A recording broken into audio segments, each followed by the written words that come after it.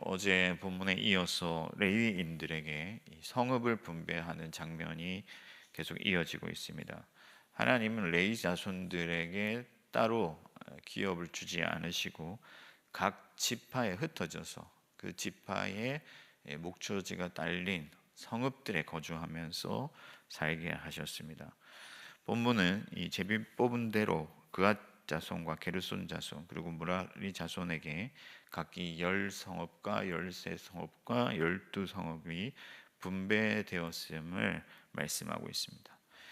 이제 레위인들까지 다 거주할 땅이 정해지고 나서야 하나님께서 그들 주변에 안식을 주셨다고 말씀하시고 뭔가 다 이룬 것처럼 이렇게 말씀을 하고 있는 것은 이제 신학적으로 깊은 의미가 있는데, 이 가나안 땅이 완전히 이 정복이 되고 또 이스라엘 지파가 흩어져서 살게 되는 것은 이제 하나님 나라의 임재의 측면으로 우리가 볼 수가 있습니다. 그러니까 예수 그리스도께서 이 땅에 오셔서 모든 제자들을 각 지파, 각 땅으로 흩으시면서 그 땅에 복음을 전하라 하셨는데, 모든 사람들이, 예수의 제자들이, 왕 같은 제사장들이 각처에 흩어져서 또 복음을 전하고 그 땅에 하나님의 임재가 완성되면 마침내 하나님의 때가 이르고 하나님의 나라가 이 땅에 완전히 임할 그때가 온다 하는 것이죠. 그래서 이 본문을 통해서 우리가 몇 가지 교훈들을 얻게 되는데, 먼저 첫 번째 교훈은 교회는 말씀의 교사를 가까이 해야 한다 하는 거예요. 그러니까 레위인들이 한 곳에 머물지 아니하고 각 지파에 고루 이렇게 흩어지게 된 것은 그들이 이스라엘 백성들 가운데 거주하면서 이스라엘 백성들이 보다 하나님을 더 잘 섬길 수 있도록 그들을 케어하는, 돌보는 영적인 어떤 지도자, 교사로서의 역할을 하기 위함이었습니다.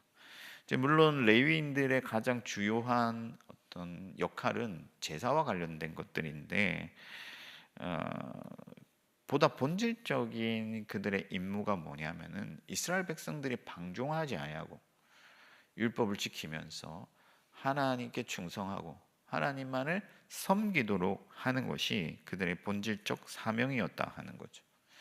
오늘날 신약 교회에 비유하자고 한다면은 교회는 하나님의 말씀을 중심으로 살아가야 되거든요. 하나님의 말씀이 참된 목자요, 제사장이요, 왕이요, 선지자이기 때문에 여러분들은 말씀 가까이 살아야 된다 하는 거예요. 근데 이 말씀을 가르치고 또 말씀으로 지도하는 역할을 이 교회의 말씀의 교사인, 오늘날로 치면 목사들에게 교회가 부여했기 때문에 성도들은 그런 말씀의 교사를 가까이 하면서 하나님의 말씀으로부터 삶을 지도받고 또 인도를 받아야 된다 하는 거죠. 근데 여러분, 세상의 사람들이 누가 막 조언을 하고 이렇게 잔소리를 하면 보통 뭐라고 말을 합니까? 설교하지 말라 그렇게 하죠. 설교 그만해라 이렇게 얘기를 하잖아요. 그러니까 세상의 사람들에게 설교라는 것은 뭔가 듣기 싫은 얘기예요. 교회는 그럼 다를까? 그렇지 않죠. 설교를 좀 길게 하면 성도들이 싫어하는 경향이 있습니다. 그래서 요즘 이제 제가 어릴 때만 해도 목사님들이 설교를 보통 1시간 정도는 했는데, 이제 각 교회들이 이제 점점 설교 시간이 짧아지고 있죠. 왜냐하면 믿음이 약한 지체들이 많기 때문에. 설교를 듣기 싫어하는 것뿐만 아니라 요즘은 이제 신방도 잘 받지 않으려고 합니다. 신방을 받는다는 것 자체가 뭔가 불편한 일이고, 자기 정체를 뭔가 들키는 것 같고, 또 자기 삶을 이렇게 누군가에게 드러내는 것 자체를 기피하는 그런 세대이기 때문에 신방도 잘 안 받으려고 해요. 그럼 이러한 현상들이 맞느냐? 그렇지 않다 하는 거죠. 하나님께서 제사장들을 이스라엘에 파송하신 이유는 그들이 온전하여지고 거룩하여지고 보다 하나님의 거룩한 백성답게 살아가도록 그들에게 하나님이 복을 주시려고 제사장들을 파송했다 하는 거예요. 여러분, 마찬가지입니다. 오늘날 말씀의 교사들을 하나님께서 안수하여 각 교회에 세우시고 보내신 이유는 말씀으로부터 성도들이 자양분을 얻고 은혜를 얻고 힘을 얻고 또 삶의 방향을 잘 인도받아서 하나님께서 기뻐하시는 곳으로 나아가서 하나님의 복을 받도록 하시기 위한 거다 하는 거예요. 하나님의 거룩한 자녀들로 온전하여지도록 하나님께서 은사로 선물로 보내셨다 하는 거죠. 그래서 여러분, 성경에 보면은 말씀을 가르치는 자와 모든 좋은 것을 함께 하라 말씀하고 있습니다. 여기서 포인트는요, 좋은 거 나눠줘라 이게 아니라 함께 하라는 거예요. 공유하라는 거예요. 가까이 하라는 거죠. 예. 뭔가 우리가 가족들이 쉐어하는 것처럼, 서로 나누어 사는 것처럼 목사를 가까이 하고 그들과 나누어 살라, 어울려 살라 하는 거예요. 그래서 말씀의 교사들과 같이 웃고 같이 울고 그렇게 해야 된다 하는 거죠. 여러분, 말씀의 교사를 가까이 하면서 항상 말씀 배우기를 힘쓰고 그 말씀을 삶에 적용하고 깨달은 말씀대로 살도록 잘 격려받고 지도받으면서 하나님의 은혜의 가운데로 나아갈 수 있기를 축복합니다. 여러분, 뭐 어디에 투자를 해야 될지, 뭐 주식에 투자를 해야 될지, 비트코인에 투자를 해야 될지, 이런 것들은 전문가의 영역이죠. 그러나 그런 전문가의 영역을 목사들과 나눌 수는 없지만은 모든 생활의 원리와 신앙의 원리가 성경에 다 있기 때문에 여러분들이 어떤 중요한 결정을 해야 될 때, 또 어떤 삶에 어떤 고민이 있을 때, 관계에 문제가 발생했을 때, 어떤 문제에 있어서든지 하나님의 말씀으로 상담하고 지도받기를 기뻐해야 된다는 것이죠. 그렇게 하나님의 말씀 듣기를 사모하고 하나님께서 하라 하시는 대로 하기를 원하는 사람들은 하나님께서 책임져 주시고 하나님의 복을 내려주실 줄 믿습니다. 두 번째 교훈은 교회가 말씀의 사역자들을 돌봐야 된다 하는 거예요. 돌아봐야 한다는 거죠. 여러분, 레위인들이 스스로 생계를 유지할 수가 없고 백성이 주는 어떤 성읍과 목초지 또 그리고 11조에서 살아가도록 하신 것은 이스라엘 백성들이 하나님의 나라를 이루어 가는 데 있어서 자기가 함께 하나님과 공동으로 그 일에 참여하도록 하신 거예요. 그러니까 말씀의 사역자들이 복음을 전파하고 교회를 세우고 성도를 섬기고 하는 이 일들은 하나님의 나라를 세워가는 일이고 하나님께서 이끌어 가시는 그 사역인데, 그 중심에 있는 말씀의 사역자들의 생계를 책임지고 돌아보는 것은 하나님의 나라의 몫을 함께 공동으로 감당하는 거예요. 그래서 교회가 뭐 알아서 하지, 교회가 사례를 다 주니까 알아서 하지, 뭐 그렇게 생각할 수도 있는데, 이스라엘 각 지파들이 뭐 아셀 지파, 단 지파 다 고루 나눠 주면서 함께 이게 공동의 책임을 졌잖아요. 이것은 교회가 모두가 함께 지고 가야 될 의무이요 책임이요 사명이다 하는 거예요. 사실 오늘날 한국 교회의 어떤 목회자들의 형편을 보면요, 이 편차가 심하거든요. 제가 아는 분이 그 대형 교회 목사님 사모인데, 이름만 대면 알만한 큰 교회예요. 그 부목사님은 교회에서 뭔가 사례도 많이 주지만은 벤츠 타고 다니고 또 막 학원비 뭐 여러 가지 제가 들어보니까 교회에서 엄청나게 하더라고요. 근데 저는 좀 그러면 위험할 것 같아요. 목사가 일반의 성도보다 과하게 받고 잘 살고 하는 것은 좀 위험한 일 같은데, 또 시골 교회 이런 목사님들 가끔씩 이제 통화해 보면요, 너무 어렵거든요. 힘들게 살죠.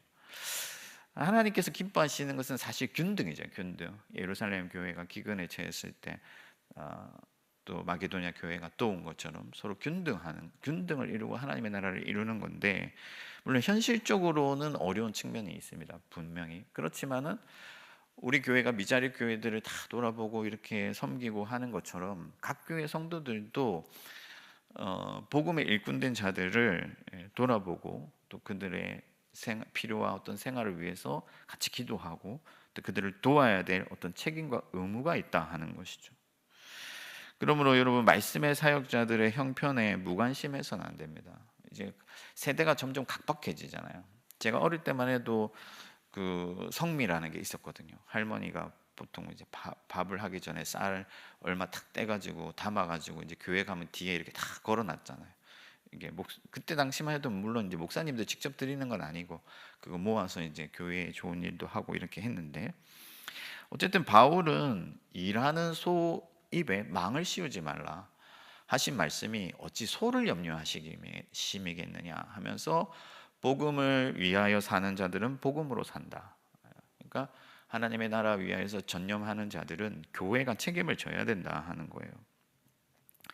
물론 뭐 저희 교회는 굉장히 다른 교회들에 비해서 저는 대우가 좋다고 생각해요. 잘하는 일이라고 생각합니다. 그런데 뭐 교회가 잘하니까 그냥 무관심한 것이 아니라 목회자들의 어떤 필요와 생활과 이런 부분들이 불편함이 없는지, 또 그들이 하나님의 복음에 전념할 수 있는 그런 형편이 되는지를 늘 생각하면서 같이 기도하고 섬기고 할 때 하나님의 나라가 잘 되고 왕성해진다 하는 거예요. 제가 시골에서 사역할 때 그때 한 달에 50만 원 받고 60만 원 받아가지고 아이 둘 키우고 할 때인데 정말 어렵죠. 근데 마침 그때 교회 한 성도님이 아이를 낳았거든요. 근데 저희 둘째랑 비슷할 때 아이를 낳았어요. 근데 이분이 마트에 가서 기저귀를 살 때마다 꼭 저희 아이 것도 같이 사는 거예요. 그러니까 본인 것만 사는 게 아니고 한 개 사면 한 개 더 사가지고 꼭 저희 집에 갖다 주셨거든요. 기저귀가 떨어져서 고민할 때쯤 탁 가져오시고, 그러니까 이게 주기가 비슷하잖아요. 예.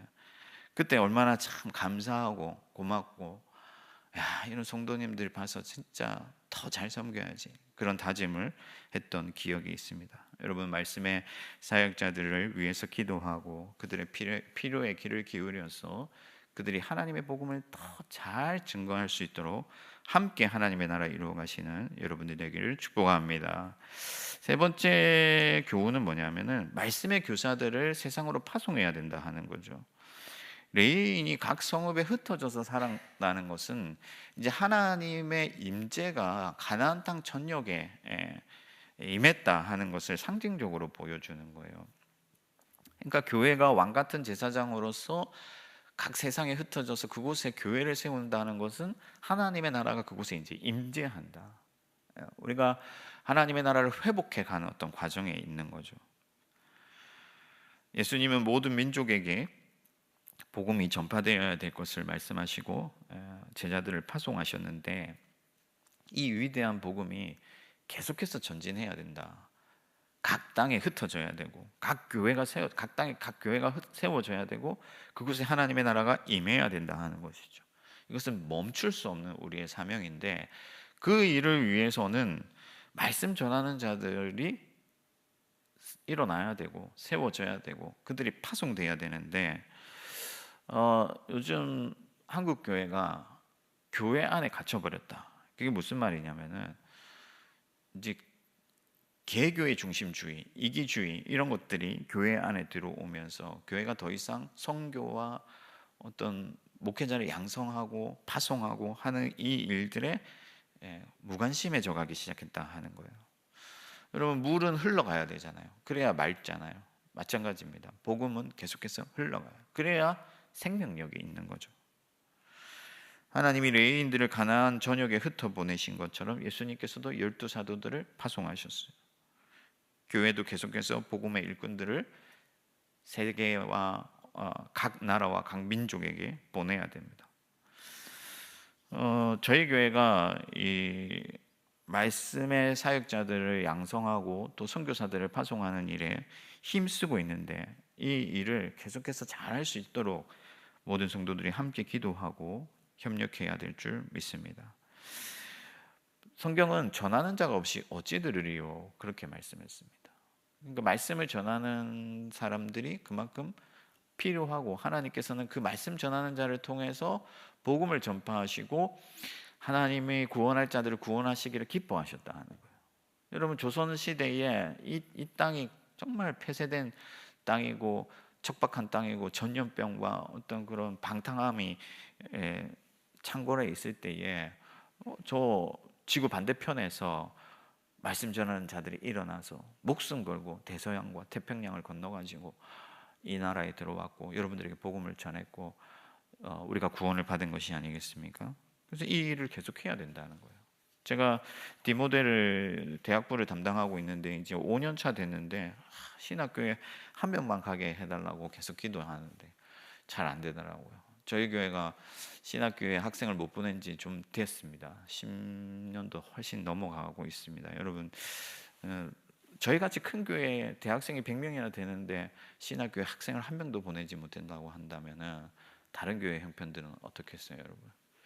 우리가 이것을 남의 일로 여길 것이 아니라 하나님의 복음, 그러니까 끝까지 세계 끝까지 확장되어야 할, 멈추지 말아야 할 이 하나님의 나라의 확장의 사명을 잘 감당할 수 있도록 계속해서 우리가 할 수 있도록 우리 다음 세대를 잘 양육하고 또 그들 가운데 신학교에 가는 일들이 일어날 수 있도록 우리 성도님들이 계속 기도하고 협력해 주시기를 부탁드립니다. 그리고 지금 우리 고려신학대학원과 여러 신학교를 위해서도 여러분들이 관심을 가지고 기도하고 또 때로는 뭐 후원도 하고 그래서 그 신학생들이 잘 말씀의 사역자로 양성될 수 있도록 함께 책임지는 것도 교회가 감당해야 될 일인 줄 믿습니다. 여러분 말씀을 정리하겠습니다. 레위인들에게 성읍을 나눠주는 이 장면으로 땅 분배가 마쳐지고 이 이후에 이스라엘이 안식을 얻었고 하나님의 말씀이 남김없이 이루어졌다 그렇게 얘기를 했습니다. 여러분 이 일이 계속해서 지금도 진행 중이에요. 하나님은 말씀의 교사들을 사용하셔서 그 말씀을 통해서 하나님의 교회를 세우시고 하나님의 나라를 이루어 가십니다. 물론 그 당시 제사장들과 목사들을 대등하게 생각해서는 안 돼요. 뭔가 신분적으로 뭐 특별한 역할을 하는 하나님과 사람들 사이에 어떤 중보자가 되고 매개자가 되는 것처럼 생각해서는 안 됩니다. 그것은 맞지 않는 일이지만 말씀으로 하나님의 나라를 세우기 위해서 따로 세운 특별히 세운 어떤 사명의 측면에서는 신학 어떤 신앙의 원리가 같이 유사한 측면이 있기 때문에 우리가 말씀의 사역자들이 성도들을 더 잘 돌아보고 각처에 흩어져서 하나님의 나라를 세워갈 수 있도록 같이 기도하고 협력하는 것이 함께 하나님의 나라를 세워가는 일이다 하는 것이죠. 저와 여러분들이 오늘 이 새벽에 하나님의 나라를 위해서 또 말씀의 사역자들을 위해서 기도하고 그 일에 끝까지 함께 충성하는 저와 여러분들이 될 수 있기를 주님의 이름으로 축원합니다. 하늘에 계신 우리 아버지, 아버지의 이름을 거룩하게 하시며 아버지의 나라가 오게 하시며 아버지의 뜻이 하늘에서와 같이 땅에서도 이루어지게 하소서. 오늘 우리에게 일용할 양식을 주시고 우리가 우리에게 잘못한 사람을 용서하여 준 것 같이 우리 죄를 용서하여 주시고 우리를 시험에 빠지지 않게 하시고 악에서 구하소서. 나라와 권능과 영광이 영원히 아버지의 것입니다. 아멘.